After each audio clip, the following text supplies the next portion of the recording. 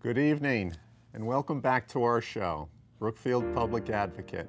I'm your host, Bruce Senek. Tonight, we're going to continue our Meet the Candidate series, a series which we began last year for offices at the local level.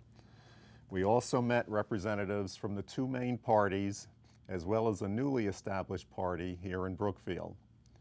This year, we're pleased to tell you that we've lined up commitments from candidates running on both the state as well as the national level.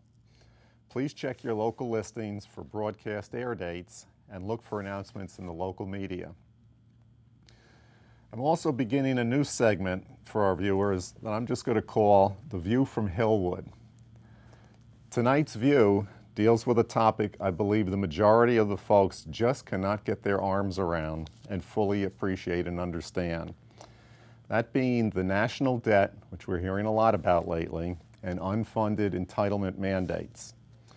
I'd like to put up on the screen for our viewers some slides. We hear about our national debt and it being $16.5 trillion. Well, just how much is $1 trillion? We can put up on the screen some of the slides. Well, $1 trillion, I think this might put it a little into perspective. If $1 were to equal 1 second, $1 million would equal 11.5 days. $1 billion would equal 32 years. And $1 trillion, that's one with 12 zeros after it, equals 32,000 years. Yes, you heard me right, 32,000 years if $1 equals 1 second. Now, I have to say, I think George Washington, knowing how his money, the dollar bill with his picture on it's being spent, might have a little bit of a catastrophe with his internal organs. Now, I'd also like to put up on the screen, and I would really suggest all of our viewers go to a website called US Debt Clock, DEBT clock.org. You will see numbers churning faster than you can imagine. Now, as I mentioned before, $16.5 trillion is the national debt. Just to give you an idea, that translates to, of course, we have to pay interest on that debt, and that translates to $12,000 per citizen this year alone. So get out your checkbooks. Now, if we look at the screen, I'm sorry, put it up on the screen again, the unfunded entitlements and mandates. We talk all the time about Social Security and the hole that it's going to be in with its liabilities and equaling $15.6 trillion. Now, topping that is the, I think maybe 5-6-year-old prescription drug bill that was passed, and the liability for that is $20.6 trillion. Now, that's almost chump change when you look at what the Medicare liability is. That's the big gorilla, the big elephant in the room. The liability to Medicare, don't take away my Medicare. I don't know how we're going to pay for it, however. With $82 trillion, this totals for the U.S. unfunded liabilities $118.3 trillion. For future shows, we'll have some more enlightening statistics to talk about. But tonight, we have a special guest, someone who I've met several times over the last couple of years in Brookfield. So continuing our series, Meet the Candidates, tonight's guest is Mark Greenberg, who is seeking the Republican nomination for Connecticut's 5th District as your next congressman in Washington, D.C. As an independent businessman and entrepreneur, Mark has dedicated his life to improving his community. He knows firsthand what it takes to create and sustain jobs, as he has done so over the last 30 years, providing a livelihood for local families. After graduating from Cornell, Mark founded 2 successful companies. His first company supplied mobile telecommunication service throughout upstate New York and was also the official provider of pagers and mobile phones used during the Winter Olympic Games in Lake Placid. Also in 1980, Mark created a firm that is now one of the largest real estate management firms based upon residential properties managed. Additionally, he has invested in communities by opening several local businesses which range from a specialty food market to an old-time hardware store serving the northwest corner of Connecticut.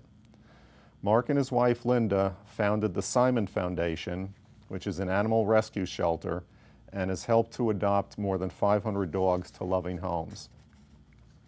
Mark and Linda live with their 4 young children in northwest Connecticut. Mark, welcome to our show.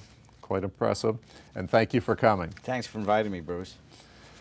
Mark, please, let's start by telling our viewers why you want to be our next congressman. Well, I can assure you I didn't wake up one day and say to myself, I want to be congressman because I want this as for income and for a career. What happened is that I looked at my 4 young children. I looked at the statistics, some of which you just brought to the attention of the viewers, and I said, something has to change here because my young children are not going to be growing up into an environment as productive as the one that I grew up into. I was a product of the American dream. I started from nothing, and there was a capability when I grew up in the 60s and 70s and 80s to create something in this great economy, in this great country. And I don't see that that's going to be available to my children and their generation.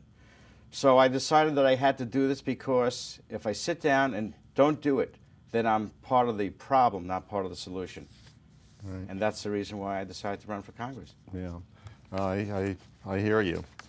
Have you ever held or run for political office before? No, never. This is my first time, or second time for Congress. I did run unsuccessfully in 2010, though I did quite well in a primary, being a newcomer. Good, good. And myself, having run once for office, wanting to get involved, I'm sure that you learned a lot that you're able to bring forward to this year's campaign. Let me ask you, Mark, what qualities do you think you bring to the table? Well, the most important qualities, I believe, is I bring honesty and integrity. When I look at the way things are now in politics, it's quite different from the way it is in my business life, where a commitment, a handshake is real. In politics, it's not real, unfortunately. I see that day in, day out. So I'm bringing ethics, integrity, and passion to what I'm bringing, or what I want to bring to Washington. I also bring 37 years now of experience in business, having started from nothing and creating my own company, primarily in real estate. I think that I could really bring some good ideas, good entrepreneurial concepts, things that I've been participating in over the last 37 years, creating jobs after jobs after jobs, whether that's in my residential subdivisions or commercial developments, creating mixed-use centers. I think I can bring that perspective to Washington based upon having done it for 37 years. Great. What qualities do you feel put you head and shoulders above, because I believe there are 2 other candidates seeking the Republican nomination. What do you feel puts you head and shoulders above the other candidates in the race? Well, I wish there were 2 other candidates, but there are 4 other candidates. 4 other. Or actually, I think there's now 5 or 6 others, including an independent. What puts me head and shoulders above the others is that I'm not seeking this for my career. I'm not seeking this as my business. I'm doing this, I think, for completely the right reasons, because our children are being indebted or enslaved by the same debt that you pointed out in your graph. Somebody has to go down there who doesn't care about the job, who doesn't care about the perks of office, who's going down there to do the right thing for the country and for the next generation of Americans. That's my reason in doing it. And I'm not clear that other candidates have the same motivation. Yeah. Could you tell our viewers a little bit about what you might feel is your philosophy for the office? Well, my philosophy is that government should be limited. I'm a true believer in the Constitution. I'm a true believer that we should try to limit what the federal government does to very, very pointed objects. For instance, keeping this country safe. Very, very important. A lot of things, though, should be given to the states pursuant to the 10th Amendment. The federal government should try to do as little as possible. And I think in doing as little as possible, it's absolutely best for the country and for the economy and for the people, for the liberties of the people, really, as well. So I would run on a platform, basically, of limited government, less involvement by government in our lives. And I think the rest will take care of itself.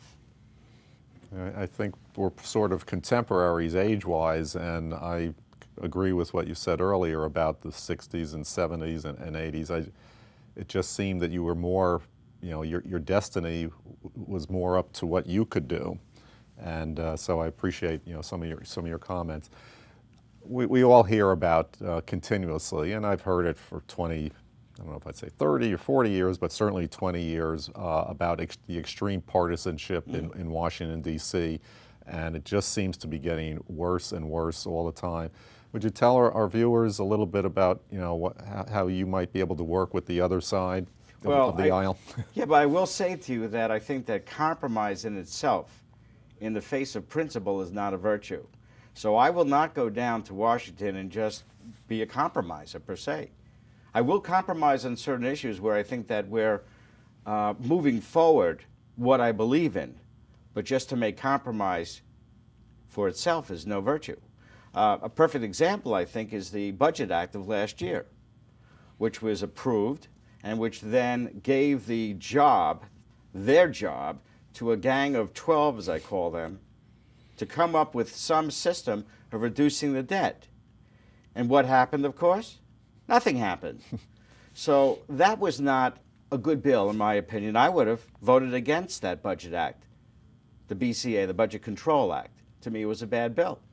It was just kicking the can, which has now become a very, very big can, down the road even further.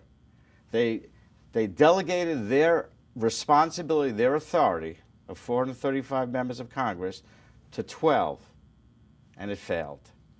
So I believe in compromise when it advances a philosophy, not on its own, just for the sake of it. Okay. So far in our discussion and some of the discussions we've had privately before when I've seen you in town, you're very passionate about your feelings. Are there some other specific issues that really drive that passion? Well, yeah, this term, 2012, I'm passionate. In 2010, I was portrayed as somewhat angry because I'd go into the RTCs and I'd be angry about the debt. At the time, it was 13.1 trillion, by the way, and now it's 16.5 or something like that. Yep. I'm losing track. It's piling up so fast. But yeah, I do have a passion about riding the course and turning this steamship around, which is headed over the cliff, virtually. I think one of the things that we need to install, we have to vote on, we have to change, we have to have term limits. Because what we have is we have a bunch of folks who are looking to advance their career. They're in the business of politics. And let's face it, this is a great job. You make $185,000 a year. You spend a couple of terms. You continue getting that as a pension for the rest of your life. The health benefits are tremendous. You don't have to participate in the Social Security system.